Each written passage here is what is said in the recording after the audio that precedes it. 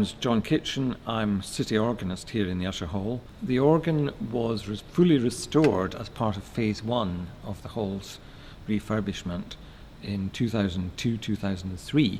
The organ had actually been out of action for the best part of 20 years. It really wasn't usable at all, and it was important in a major concert hall like this to have the organ working again. This was originally built in 1914 and has an opulence, a pre-war opulence, I think is the way of describing it. More or less sounds as it would have done in 1914, because no changes have ever been made in the organ, and so it sounds pretty well as it must have done when the first people heard it.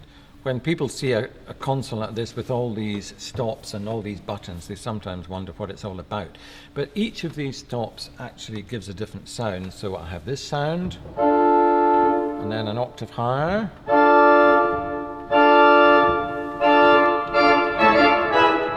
and that's kind of basic organ sound, what we call diapasons. There are flutes. Here's another flute, and a higher one. There are quieter sounds, very quiet sound like this. More flutes.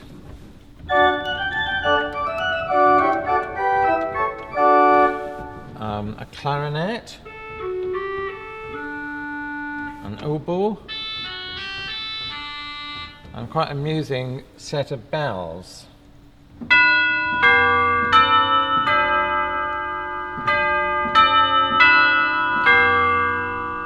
And so each of the keyboards has its own sounds, and the pedals have their own sounds as well.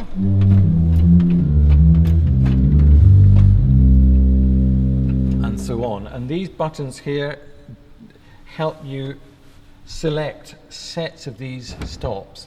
You see them jumping in and out, so that you don't have to pull out all the stops separately. So it's hours of endless fun. Here in the Usher Hall, we're very privileged to have a lovely acoustic. I think it's generally regarded as a very fine acoustic. It's got a bit of bloom. It's not too echoey, but it's not too dry either.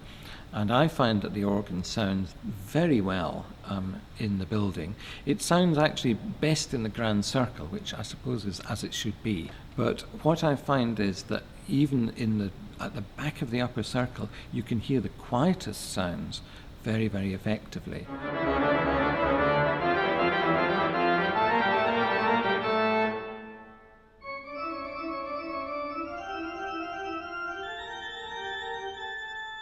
An organ like this, of course, is extremely complicated and needs regular maintenance.